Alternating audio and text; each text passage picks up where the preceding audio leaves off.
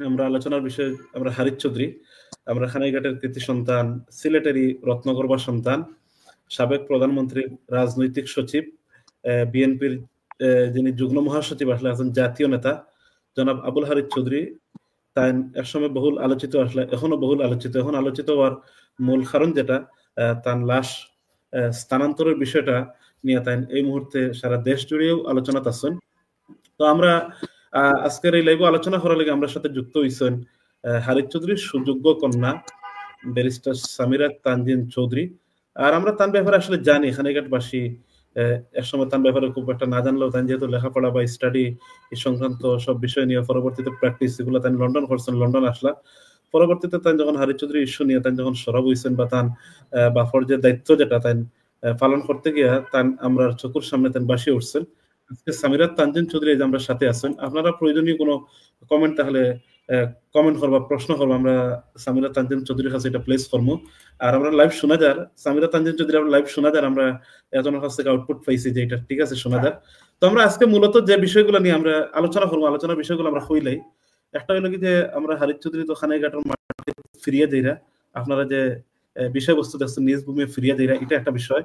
বা তার হাইকোর্টের রায়ের যে ইস্যু, যেগুলো হাইকোর্টের রায়ের বিভিন্ন দিক, যে রায়ত কিতা আছে বা তার দাফন খাফন এই প্রক্রিয়াটা কবে সম্পন্ন হইতে পারে, এবং এই আনুষঙ্গিক বিষয়গুলো নিয়েও আজকে আমরা কথা হইব। তো আমি প্রথমেও সামিরা চৌধুরীর কাছে আমি প্রশ্ন করি আর যে তান তো রায় যেটা হইছে গত 4 ডিসেম্বর তারিখে রায় অ্যানাউন্সমেন্ট হইছে, প্রনাউন্সমেন্ট হইছে, 15 ডিসেম্বর তারিখে রায়টা রিলিজ হইছে, লিখিত রায়। তো এখন কোন অবস্থাতে আছে আর কি, বা তার রায়ের যে এক্সিকিউশনের বিষয়টা এখন কোন অবস্থা? এখন অর্ডারটা ফর্মালি ডেলিভার্ড হয়েছে কিনা I am not sure, and I don't think I can confirm, because অর্ডারটা আমার কাছে যেটা আইসি কপি, বিকজ আমি এটা উইথড্র করছি করিয়া আমি বিভিন্ন মন্ত্রণালয়ের যেটা যারা মানে রেসপন্ডেন্টস এবং অন্যান্য যারা পার্টি আছেন সিভিল এবং পুলিশ অ্যাডমিনিস্ট্রেশনও তারা গেছে, আমি ব্যক্তিগতভাবে আমি তানে ফুসিয়ে দিছি এই কারণে, কারণ আমার বাবার বডি এক্সিউম করার বাদে মানে তার যে বডি তোলার বাদে ঢাকা ইউনিভার্সিটির মর্গের মাঝে রাখা হয়েছে, মর্গের মাঝে না ঢাকা ইউনিভার্সিটি না,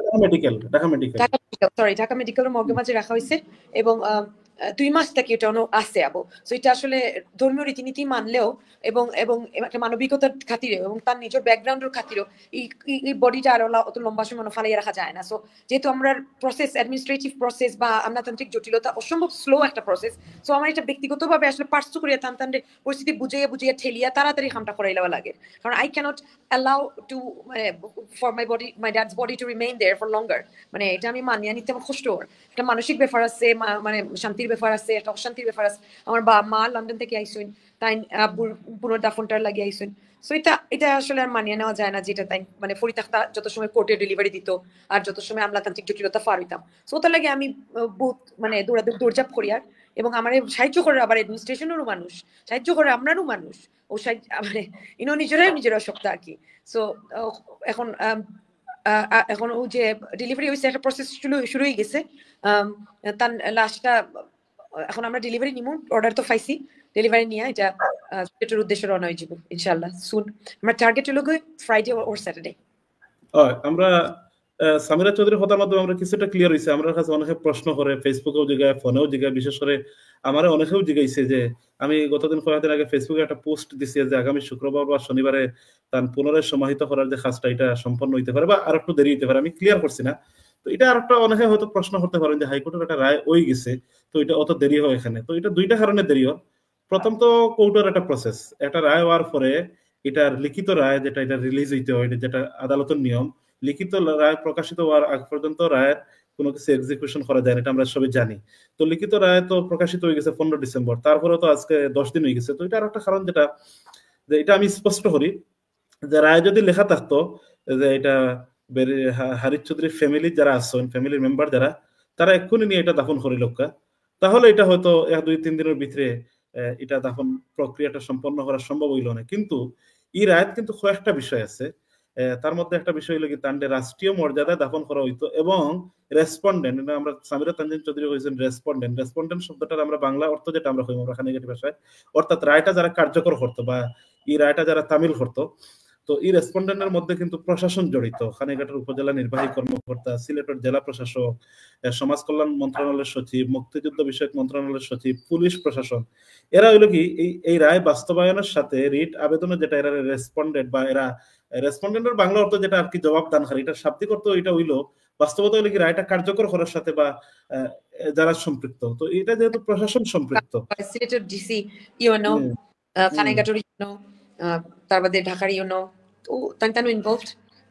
তো এটা যেহেতু প্রশাসন জড়িত, সুতরাং প্রশাসনের কাছে সিস্টেম অনুযায়ী এটা রায়টা ডেলিভার হইতো, তারপরে তারা সিস্টেম অনুযায়ী তারা এটা এক্সিকিউট করতো। আমরা ইতিমধ্যে আমরা, সুতরাং এটা যেহেতু প্রশাসনিক বিষয়ে সম্পৃক্ত হয়ে গেছে, ফলে এখানে কিছু আমলাতান্ত্রিক জটিলতা আছে, আবার কিছু নিয়মতান্ত্রিকতা আছে, এইগুলা সম্পন্ন করতে করতে দেরি হয়। খানাইঘাটের উপজেলা নির্বাহী কর্মকর্তা যে ফারজানা নাসরিন বা ফারজানা ইসলাম যেন, তাই তো আমরা দেখছি গত সপ্তাহ, গত শুক্রবারে, অবশ্যই আমিও বাড়িতে আসলাম, আমিও গেছি, গত শুক্রবারে তাই সরহরবাজার এখানেও তাই হারিস চৌধুরী যে মেমোরিয়াল, তার প্রতিষ্ঠিত যে শফিকুল হক চৌধুরী মেমোরিয়াল এতিমখানা যেটা, এটা পরিদর্শন করছেন, জায়গাটাও চিহ্নিত করছেন। তো এই কারণে একটু দেরি হল। এখন আমরা সামিরা চৌধুরী হয়েছেন যে আগামী শুক্রবার বা শনিবার, এটা ফিক্সড না, আমার মনে হয় যে আরো 2-1 দিন দেরিও হইতে পারে। তো আমরা একটা টার্গেট রাখি, কারণ মানে সিনিয়র সরকারি কর্মকর্তা জেলা মুশফিকুল ফাজল আনসারী, যে আমার বাবার বাইল্লা খান এবং আমরা সব বিষয়ে সাহায্য করা, তাই দেশও আইসুন, তো তাই আমাদের সামিল হইতে চাইরা, তো তাই দেশও আইসেন নি, মুশফিকুল ফাজল আনসারী দেশও আইসেন নি, তাই দেশও আইসুন, ঢাকাতে আইসুন আসুন, এবং তাই খুব ব্যক্ত করছেন তার জানাজার মাঝে সামিল হওয়ার ইচ্ছা। সো তার সুবিধা জেলা হইব আমার যাতে আর্লিয়েস্ট যেটা সেদিন হঠাৎ আমার কইলিছেন যে যত তাড়াতাড়ি সম্ভব করো তুমি, আর যদি সুযোগ থাকে, এবং তাই আমার সাহায্য করা, কারণ তাই বারবার লাফাইরা না যে জিনিসটা অত দেরি হয়ে গেছে। তো হৌলা খান করিয়া আমি তান এখন, যেহেতু আমার মা অসুস্থ, বাবা না, তাই গার্জিয়ান, তো তাই জেলা চাইরা এবং আমার সাহায্য করতে এবং আমার ফ্যাসিলিটি করিয়া দিরা, ওলাও আমি করার চেষ্টা করবো। তাই কোশ্চেন দেরি করিও না, এবং খামটা আমার সাহায্য করা লাগে, এবং তাই ওটা লাগিও তাই তাড়াতাড়ি এটা অ্যাটেন্ড করার মতো ডেট টাইমও দিস। সো মানে লেটস সি কিতা হয়।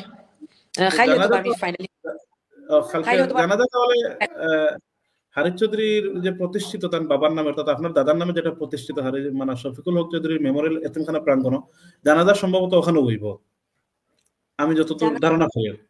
জানাজা সিলেট হইব, কারণ হইল গিয়া বহু মানুষ আছেন তারা খানাইঘাট পর্যন্ত যাইতে পারত না, যেটা মুশফিক স্যারের কথা কইলাম, তারপরে আরো আছেন মানে যারা ঢাকা থেকে যাইবা, কারণ আমার বাবা তো জাতীয় নেতা আসলা, তাই সিলেটি খালি মানে সিলেটের নেতা নাই, তো অনেক আইতে চাইবা, তারা লাগি খানাইঘাট খুব দূর হয়ে যায়, তো তার সুবিধার কথা চিন্তা করিয়া আমি সিলেট টাউনের মাঝে একটা মানে জানাজার মতন বা দোয়া মাহফিলের মতন একটা আয়োজনের চেষ্টা করিয়ার, এবং ওটা হইলে শাহিদগার হইব, তারপরে হন থাকি তার দেহটা লইয়া দেহাবশিষ্ট লইয়া এটা খানাইঘাট পর্যন্ত যাইব, কি খানাইঘাট গিয়া পরে খানাইঘাট বাসী তারা জেলা চাই, ওলা তারা যদি জানাজা চাই কিংবা দোয়া মাহফিল জেলা তারা করতে চাই করবো, করিয়া তারপর দেওয়া দাফনটা হইব। তার আগে তানরে গার্ড অফ অনার যেটা ফর্মালিটি আছে, যেটা দেওয়া হয় মুক্তিযোদ্ধা তারারে, সেটা আয়োজন করাইব ইউনো অফিস থেকে, যতটুকু আমারে খোয়া হইছে। That is the process. একজনে কমেন্ট করছেন লিয়াকত চৌধুরী যে আসসালামু আলাইকুম, আমরা যারা ঢাকায় কর্মব্যস্ততায় আটকে আছি তাদের জন্য কি ঢাকায় কোনোভাবে শামিল হওয়ার সুযোগ আছে? তো তাই জিজ্ঞাইতে চাইছেন যে ঢাকাত কোনো জানাজা হইবনি? তো ঢাকাত আমার জানা মতে এটা তো, আর আমার জানা মতে ঢাকাত কোনো জানাজার আয়োজন করা যায় না বা করাও না, জিনিসটা বেশি হয়ে যায় আর কি। সিলেট একটা আসলে বডিটা 3 years old, এটা আসলে যত তাড়াতাড়ি সম্ভব ঢাকা ইউনিভার্সিটি মর্গ ফ্রিজার থাকি এটাকে দাফন করিলাও বালা।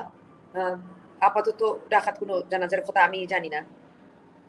তো তার জানাজা তো হইছে না এই সময়, যে সময় তাই মারা গেছেন 2001 সালের 3 সেপ্টেম্বর, হইছে জানাজা তান পুনরায় দাফনের ক্ষেত্রে আমরা দেখি সাধারণত কোনো কারণে যদি কারো লাশ উত্তোলন করা হয় তাহলে পুনরায় দাফনের ক্ষেত্রে তো আমরা জানাজা টানাজা করতে দেখি না। তো তার ক্ষেত্রে জানাজার বিষয়টা কেমনে আইলো, এটা আপনি কিছু হইবানি না? আমি আলোচনা করি সময় না জানাজা করতে দেখি না, ঠিক নাই, এটা জেনত থেকে তুলায় হনো দাফন করিলাওয়া হয় ও লাখান ব্যাপারটা। আর তার বিষয়টা হইলো গিয়ে তার মরদেহটা স্থানান্তর, এবং এটা আমরা শহীদ প্রেসিডেন্ট জিয়াউর রহমানও রয়েছে, ঠিক আছে। তো উদাহরণ আমরা প্রচুর আছে, খুঁজলে পাওয়া যায়, আবার কন্ট্রোভার্সি তৈরি করতে চেষ্টা করলে ওটাও করা যায়। আমরা এমন একটা দেশ, আপনি সবাই খুশি করে সবই করতে পারতাম না, সো এবং সবাই একলগে সম্মিলিত হইন না, একমতো আইন না। সো এখন আমরা আলেম তারার শরণাপন্ন হয়েছি। আমার হাজবেন্ড লন্ডন যারা ইতা ইসলামিক বিষয়ের যারা আলেম এবং স্কলার আছেন তার লগে শরণাপন্ন হয়েছেন। আমরা তো এডুকেটেড পিপল, আমরা ইসলামিক মাইন্ডেড পিপল, তো আমরা জিনিসটা যথেষ্টভাবে মানে আমার বাবার যাতে মানে বেস্ট পসিবল গুড বাই দেওয়া যায়, আমরা তো চেষ্টা থাকার প্রশ্ন ওঠে না। সো সেই হিসাবে আমরা এখন ও চেষ্টাটা করি আর যে একদম ইসলামিক ভাবে যেটা যেটা জায়েজ সেটা হইতো। আর জানাজার দোয়াটা আসলে একজন লাগি দোয়া তার বেশ নসিব হইতো, তার একটা সুন্দর আল্লাহর কাছে মানে আল্লাহ তানরে মাফ করতা উল্লাখান দোয়া। তো এই দোয়া তো বারবার করা যায়, এটাও আমি শুনছি। এখন ধর্মীয় কোনো নিষেধাজ্ঞা নাই এই ব্যাপারে, আমি মোটামুটি কনফার্মেশন পেয়েছি। ইলা হয়েছে যে নবীজি সাল্লাল্লাহু আলাইহি ওয়াসাল্লাম অনেক সময় জানাজা মিস করলে তান গিয়া কবরের সামনে উবাইয়া জানাজার দোয়াটা করতা। আবার ইলাও আছে উদাহরণ যে যে বিভিন্ন সময় বিভিন্ন আলিমুল আমা তানতানোর আবার পুনরায় দাফনের সময় তানতানোর আবার জানাজা হয়েছে। আর আমার বাবার দাফনের সময় হুজুরে ওপেনলি ইয়া কইরা যে তাই জানতা না যে তাই হারিস চৌধুরীরে দাফন করছেন, তো হুজুরেও জানেন না তাই খার জানাজাটা করছেন আশিকুর রহমান কাশেমি। সো তো তাই তো জানাজাটা করছেন ডেফিনেটলি, কিন্তু তাই টেলিভিশনও বা যেটা কইছেন ওটা হলো যে তাই জানতা না যেটা হারিস চৌধুরীর জানাজা করছেন।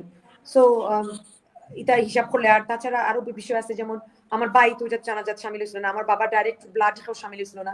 আমি আসলাম তখন, আমি তো মহিলা মানুষ, আমরা দেশে মহিলারা অ্যালাউড নাই জানাজাত। সৌদি আরবও অ্যালাউড, রজা মক্কাতে অ্যালাউড, মদিনাতে অ্যালাউড, বাট আমরা দেশে অ্যালাউড না। সো আমি তো এটার মাঝে আসলাম না, আমি ভিতরেও আসলাম, মানসিকভাবে সুস্থ আসলাম না। আমার বড় মামা আসলা, আর আমার বাবার হালা আর আমার খালু আসলা, এগেন আমার বাবার হালির জামাই ওলা। তো এটা জিনিসটা আমার বিষয়টা সব বিবেচনা করিয়া দেখা গেছে যে এটা কোনো নিষেধাজ্ঞা নাই, বরং বাল্লাও। আর জানাজাত নামাজও সামিল হওয়া এটাও আসলে সোয়াবের বিষয়, সুন্নত দুইটাও আর কি। তো এই আসলে মানে অযথা কোনো কন্ট্রোভার্সি খাড়া করার কোনো অবকাশ আসলে রয়েছে না। আমি যতক্ষণ করি আহমেদ সালেবিন মালিক গাছপাড়ি তান বাড়ি, তাই না একজন সুশিক্ষিত মানুষ, একজন জনপ্রতিনিধি হওয়ার আকাঙ্ক্ষী মানুষ, তাই না একটা সাজেশন দিচ্ছেন যে ঢাকা একটা স্মরণ সভা এবং দোয়া মাহফিল করা যায়, সেটা ডাকসু অথবা প্রেস ক্লাবে হতে পারে, আর শুধু দোয়া মাহফিল হলে বাইতুল মুকাররম মসজিদে করা যেতে পারে। অবশ্যই এটা আপনার খুব ভালো সাজেশন, এটা সামিরা চৌধুরীও দেখছেন বা আমরা দর্শক যারা তারাও দেখা, এটা অবশ্যই আসলে কতটা আয়োজন করা ইজ বিং ডিফিকাল্ট। আপনারা দেখা যে পুরোটা সময় আমি একলা ফাইট করি। আর এখন আপনারা শুভাকাঙ্ক্ষী হিসাবে যদি কোনো জায়গা কোনো দোয়া মাহফিল মানে আয়োজন করতে চান, আমার থেকে খুশি আর হইতো না। এখানে সামিরা চৌধুরী আমরা সাহায্য করুক, আমরা তাই না একটা দায়িত্ব আসলে ঠেলিয়া দিচ্ছেন, ঠেলিয়া দেওয়া নাই, আমরা একটা দায়িত্ব দিচ্ছেন, আমরা দায়িত্বও বটে। তাই না আসলে একলা ফাইট করডাই আইনি বিষয়গুলো থেকে শুরু করে সবকিছু তাই একা করডা। আর একা একটা মানুষের দ্বারা আসলে কত কিছু করা সম্ভব। আর একটা প্রশ্ন এখানে আইছে যে জানাজা সিলেক্ট করতে হবে, কারণ আমরা আসাদ চৌধুরী করছেন সকাল বাজারের, তো এটা অবশ্য তাই সামিরা চৌধুরী হয়েছেন আপনার লাইভর শেষে, এটা আগে একটু শুনবা। জানাজা সিলেট একটা হইবার, আর একটা হইব কি খানাইঘাট হইব শফিকুল হক চৌধুরী যে মেমোরিয়াল একাডেমি প্রাঙ্গণ। আমি সংক্রান্ত বিষয় জানাজার বিষয় নিয়ে কোনো জায়গা সংকুলের না হইলে অন্য দারো ঈদগাহ আছে কিংবা মাঠ আছে, এখন তো দান উঠে গেছে না, এখন মাঠ খোলা আগর মাস যেটা আগর মাস যেটা। আমি জানাজার বিষয়টা নিয়ে আমি আর একটু হই, গত 16 জুলাই তারিখে আমি হারিস চৌধুরীর খবর জিয়ারত ফরাত গেছিলাম সাভার যে খাতামিন নবীজির মাদ্রাসা প্রাঙ্গণে, কারণ সাজু চৌধুরী আসলা আপনার হারিস চৌধুরীর স্বাস্থ্য ভাইজেন, তো আমরা গেছিলাম। তো এই দিন তো টালমাটাল পরিস্থিতি আছে, আমরা যখন ব্যাক করছি, ব্যাক করার পরে তখন তো সারা বাংলাদেশ উত্তাল হয়ে গেছে দুপুরের পরে। ওই দিন তো আবু সাইদ মারা গেছেন রংপুর, এবং এরপরেও তো সরকারের পতন ঘন্টা বাজে গেছে স্বৈরাচার সরকারের। তো আমরা দাফনে যাওয়ার পরে আমরা যেটা দেখলাম যে আমরা মাওলানা আশিক জৈন খাতামিন নবীর মাদ্রাসার প্রিন্সিপাল, আমি তান্ডে মাতাইছি জিগাইছি মাওলানা আশিকুর রহমান আমি জিগাইছি, তখন তাই আমার কইছেন যে এখানে তো আমরা দাফন খাফন করছি হারিস চৌধুরীর নামে করুন নাই, আমরা মাহমুদুর রহমান নামে দাফন করছি। হারিস চৌধুরী নামে বা মাহমুদুর রহমান নামে একটা সাইনবোর্ড টানাইছিলা নেম ফ্লক, এটা মেবি পরবর্তীতে আপনি স্বৈরাচারের পতন হওয়ার পরে দেশ ইয়া করছেন। আমি 16 জুলাই তারিখ আমি এটা পাইছি না, তো আমি তার আমার লোকে তান্তানোর কোনো যোগাযোগ হলো না। আর তার হুজুর এমনি মহিলা মানুষের লোকে মাতুই না, সো ওইটা তান্তাইনও করছেন। আমিও গিয়া আপনার লোকে মানে ফার্স্ট দেখছি যেদিন তার বডিটা তোলা হয়েছে। আর এই ব্যাপারে আমি 16 জুলাই তারিখ এটা দেখছি না, তখন মাদ্রাসার কিছু ছাত্র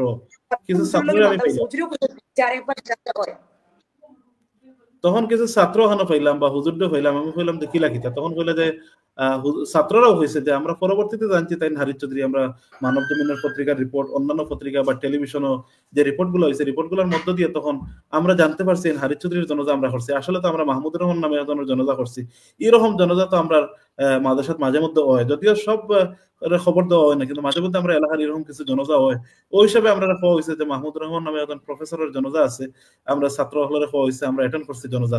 আমরা তো হারিস চৌধুরী নামে শুরুর জনজা আমরা করছি না, মাওলানা আশিকে তখন এটা পরবর্তীতে আমি আজকে দেখলাম যে ইন্ডিপেন্ডেন্ট টিভির একটা আলোচনা যেখানে আপনার সাক্ষাৎকার নেওয়া হয়েছে আজ থেকে 2 মাস আগে, এখানেও মাওলানা আশিকুর রহমান জেন এই মাদ্রাসার প্রিন্সিপাল তাই না তখন স্পষ্ট করছেন যে আমরা জানাজা করছি মাহমুদুর রহমান নামে, সুতরাং হারিস চৌধুরী জেন আমরা হারিস চৌধুরী তার জনজা কিন্তু ওইছে না।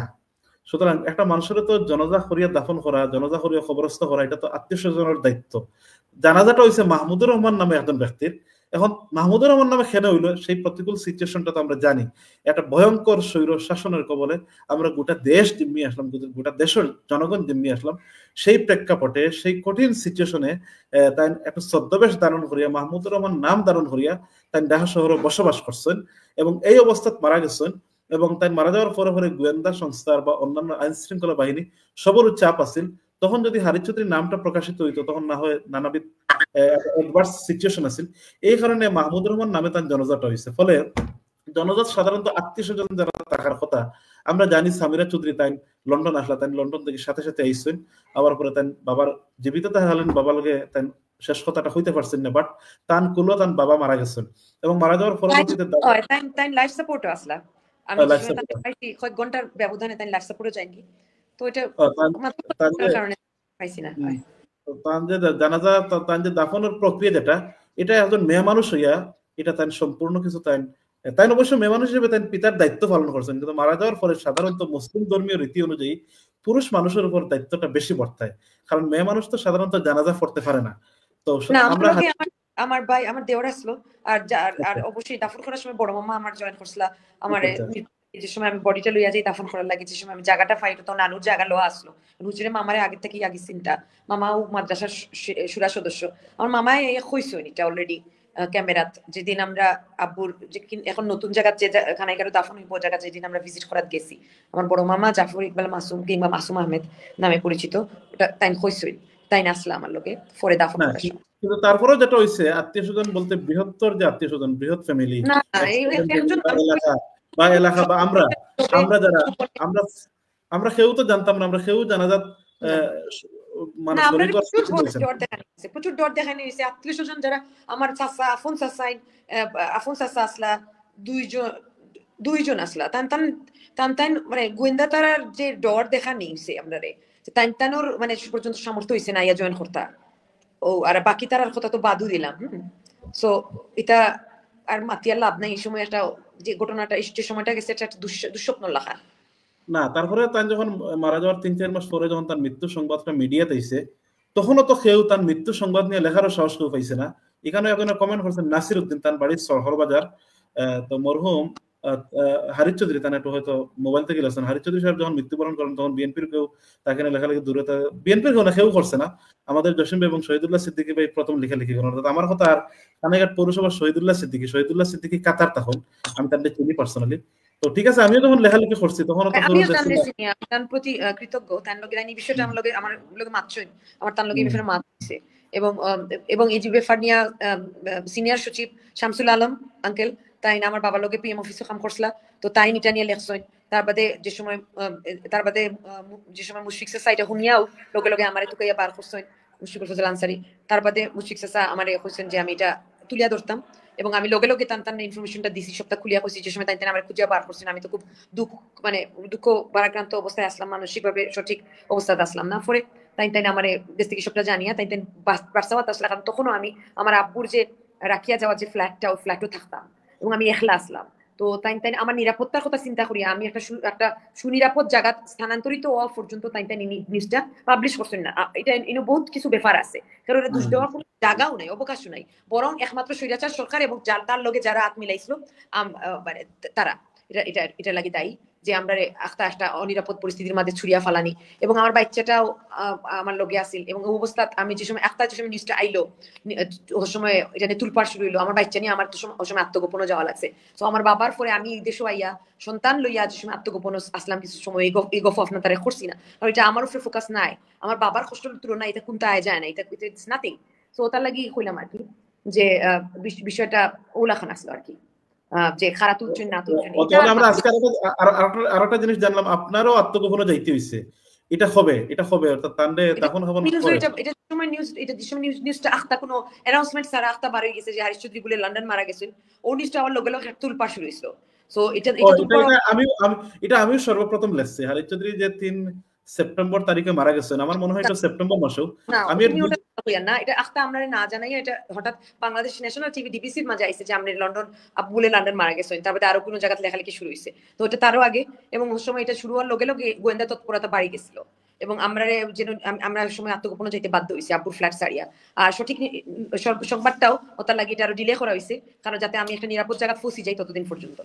ও আচ্ছা আচ্ছা, বুঝছি। এই সময় না যেহেতু আমার পাসপোর্ট ব্রিটিশ এবং আমার ফুয়া ব্রিটিশ বর্ন বেবি, সো তান্তানে ইনভলভ করাইছিল, তান্তানের কাছ থেকে সহযোগিতা চাওয়া হয়েছিল, তান্তানে জানানি হয়েছিল, এটাও একটা হয়তো বা একটা ব্যাকগ্রাউন্ড, একটা মানে আমরা প্রোটেকশন হিসেবে কাম করছে।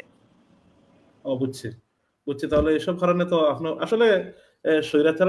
আমরা আরেকটা জিনিস জানতাম চাই, হারিস চৌধুরী তো মানে সেখানে এইভাবে এতটা মানে আত্মগোপনতা হলে আরো তো অনেক তো সামনে এসে তাই কিতা লাগে সামনে আইলা না কোনোভাবে, তাই বা যেখানে কিছু নাই যে তাই এখানে আইলা না, তো মনে করো তাই না আইলা, এটা তো একটা কমন সেন্স হয়, কিতা হইলো না তাহলে তারা কিতা করলো না, ইউ নো দিস এই সরকার কিতা কেপেবল অফ ডুইং হোয়াট।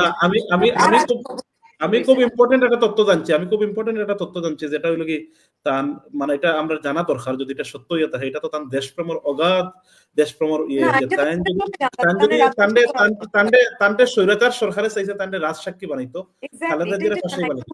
এটা তো সবার আগে মতিউর রহমান চৌধুরী যে মানব জমিনের তাইন কইছেন যে তান্ডে রাজসাক্ষী করাইলো না, এবং তান্ডে মধুদা আব্বু চাইছিল সারেন্ডার করতা, মধুদা মেনে তান্ডে মানা করছেন। প্লাস আব্বুর আসলে আগর সরকারের কোনো লেজিটিমেসি আব্বুর চোখে আসিল না, ইভেন 111 সরকারের কোনো লেজিটিমেসি আমার বাবার চোখে আসিল না। এটা ইনো গিয়া এটা তো কোনো বেআইনি সরকার, তার কথা শুনে ওনার কিতা তারা বিচার বিভাগ বাকিটা, তো আব্বু ওটা লাগি এটা নিয়ে বদার করছেন না যে খার গেছে সারেন্ডার করতা।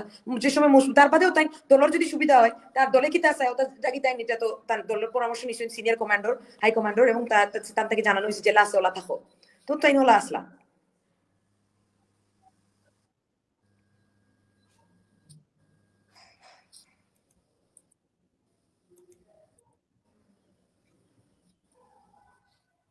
আচ্ছা শোনা যাননি, যাই হোক এই যে শেখ হাসিনা তো ভয়ঙ্কর একটা স্বৈরাচারণী আছিল, 1000 বছরের একটা শ্রেষ্ঠ স্বৈরাচার, একটা ডাইনি আছিল। তো হারিস চৌধুরী তো মানে খালেদা জিয়া যখন প্রাইম মিনিস্টার আসলা, হারিস চৌধুরী তখন রাজনৈতিক সচিব আসলা। এই খালেদা জিয়া এখন দেশপ্রেমিক নারী, তাতে কোনো সন্দেহ নাই। এটা শুধু বিএনপির মানুষে হয় না, এটা বা ডানপন্থী ব্লকের মানুষে হয় না, গোটা দেশের মানুষে গোটা বিশ্বের মানুষে তান্ডে দেশপ্রেমিক এবং আপোষহীন হয়, এবং তাই যত প্রকার দুর্নীতি আছে ন্যূনতম দুর্নীতি এগুলো তান্ডে সইছে না। খালেদা জিয়া এরকম একজন ব্যক্তিত্ববান মানুষ আসলা, সেই খালেদা জিয়ার ফাঁসি বেলা কি বহু চেষ্টা চালানো হয়েছে, এবং এই চেষ্টার সবচেয়ে বড় অংশ আসলে হারিস চৌধুরী। যে কোনোভাবে যদি হারিস চৌধুরী যদি গ্রেফতার করা হয় তাহলে হারিস চৌধুরীর রাজসাক্ষী বানাইয়া খালেদা জিয়ারে যাতে ফাঁসানি হয়। তো হারিস চৌধুরী আসলে তাই যতটা না তাই নিজেরে সেভ করার চেষ্টা করছেন, তাই নিজেরে সেভ করার চাইতে তাই দেশ ও জাতির বৃহত্তর প্রয়োজনে খালেদা জিয়া যাতে না ফাঁসন।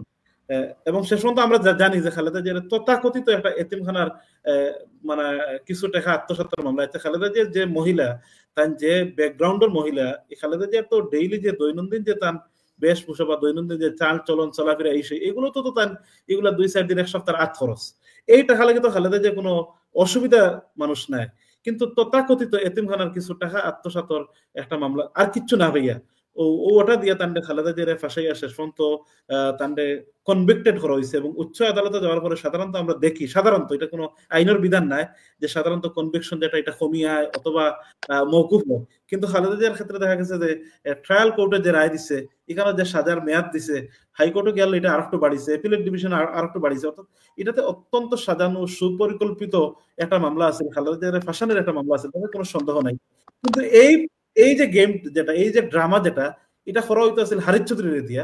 হারিস চৌধুরী এই জিনিসটা বুঝতে পারছেন, বা তার কাছে হয়তো বা ইনফরমেশন আছে, অথবা তার রাজনৈতিক যে প্রখরতা, তার যে মেধার প্রখরতা, এগুলো দিয়ে তিনি বুঝতে পারছেন, তখন তাই দেশ ও জাতির বৃহত্তর প্রয়োজন তার নেত্রীরে, দেশ নেত্রীরে সেভ করা লাগি তাই আত্মগোপন আসলা, তাই দেশ ছাড়িয়ে গেছেন না। হারিস চৌধুরীর সুযোগ আছিল এই যে তান্ত অফার, অর্থাৎ আমরা যে আসাম যেটা হফার যেটা, এটা তো হারিস চৌধুরীর শ্বশুর বাড়ি মামার বাড়ি হৌদিকে আছে, বা লন্ডন তার আত্মীয় স্বজন প্রচুর আত্মীয় স্বজন আছেন, ইরান তার নিজের ফ্যামিলির লোকজন আছেন। হারিস চৌধুরীর সুযোগ আছিল বহু দেশে যাওয়ার, কিন্তু হারিস চৌধুরী দেশ না পিওর পাসপোর্ট আছে তান যে নামটা তান মানে গ্রহণ করছলা এবং ও নামে তান পাসপোর্টের মাঝে তান ভিসাও লাগানি আছিল উমরার পরে তাই ইন্টারপোলও তার নাম আছিল। এটা আরেকটা মানে সুযোগ তাহা সত্ত্বেও তান গেছেন না এবং তাই উমরা করার কথা চিন্তা করছিল একবার, কারণ তান আগেও খুব বেশি উমরা করতা, তাই বহুতবার হজ করছেন, তান 4বার হজ করছেন এবং অসংখ্যবার উমরা করছেন। তো উমরার লাগি তার জান টানা আসলো, তো ওটা লাগি তাই নাকি ভিসাটা লাগাইছিল, চিন্তা করছিল যাইতা গি পরে মনে করলা যে গেলে গিয়ে আবার আর ফিরা হইব নি, বুঝছই নি, ও তার লাগি আর গেছেন না। কারণ আরেকটা বিষয় হইল তার নেত্রী তান কইছিল যে হারিস যাইও না, আমার সারিয়া যাইও না, ওটাও ম্যাডাম আপনার সারিয়া যেতাম নাই, তাই তো মাল্লা খান দেখতা। সো ওলা আরো কিছু বিষয় আছে, তামলা খান নেতা আসলে আজকাল করার ইলা হয় না, বুঝছেন নি, ইলা জাতীয়তাবাদরে ধারণ করা সত্যিকার দেশপ্রেমিক, যে তাই দেশপ্রেমিক যিনি যিনি গেরিলা যুদ্ধ মুক্তিযোদ্ধা আর রাজনীতি তান রক্তর মাঝে আছিল, ইন্টারনেট লগিয়া একদম পোড় খাওয়া রাজনীতিবিদ। হ্যাঁ, সো তারা এটা ওন করেন, ধারণ করেন। আল্লাহ তাহলে বেশ নসিব করতে দোয়া করেন জানি। আমার আসলে লিভ নেওয়া লাগবো, আর 3টা মিনিট আমি দিতাম পারবো। আমি সরি, আমার একটা কল আছে। আমি আজ ঠিক আছে, খালেদা জিয়ার আমরা এটাও জানলাম, খালেদা জিয়ার তাই কথা দিছিল তাই দেশ ছাড়িয়ে যেতে না, তান খোদারক করতে তাই থাকছেন এবং আমরা আসলে কিছু বিষয় আলোচনা করা লাগি, বিশেষ করে দাফন কাফনের প্রক্রিয়াটা আমরা জানা লাগি। তো আমরা এটা জানলাম যে তার দাফন কাফন প্রক্রিয়া খুব শীঘ্রই হইব, প্রশাসনিক শাহিদগাহ এবং বাদ আসর। কোন দিন ডেটটা আমি কনফার্ম করে নিতে পারবো, খাইল হয়তো ইনশাআল্লাহ আগামী কালকে হয়তো জানা যাইব, যে হয়তো যেদিনও হইব হয়তো দেখা যাবে যে জোহরের নামাজ হওয়ার পরে বা জুম্মার পরে শুক্রবার শনিবার বা অন্য কোনো বারও হইতে পারে। এটা শুক্রবার শনিবার আপনারা ফাইনাল মনে করিয়ে নিবা না, কালকে বা পরশু নাগাদ আমরা জানি নিব, হয়তো বা জোহরের নামাজ পড়ে ছিল বরবাদ হইব, আর আসর নামাজ পড়ি বা 3টার দিকে বা আসর নামাজ পড়ি সহল বাজারের যে একটু পয়সা যে শফিকুল হক চৌধুরীর মেমোরিয়াল যে এতিমখানা প্রাঙ্গণ এটা হইব, এবং এটা পরে এখানে যে তান যে খবর যেটা দেওয়া হইব এটা লাগে দুয়াত এটা শামিল হইন জানি। আর আর আসলে তারা যার যারই অবস্থান থাকি ফেসবুকের মাধ্যমে হোক, সোশ্যাল মিডিয়ার মাধ্যমে হোক, কিংবা মসজিদের মাইক অর্জন করে মানে হইলে হোক, ইউজ করিয়া হইলে হোক, যে আপনার তারা সবরে জানাইবা যে দুয়াত তারা শরীক হইতা, আমার পক্ষ থেকে আমার ভাই হিসাবে কিংবা আমার চাচা হিসাবে, আমার বাবার ভাই আর আমার ভাই হিসাবে। ওকে, ঠিক আছে।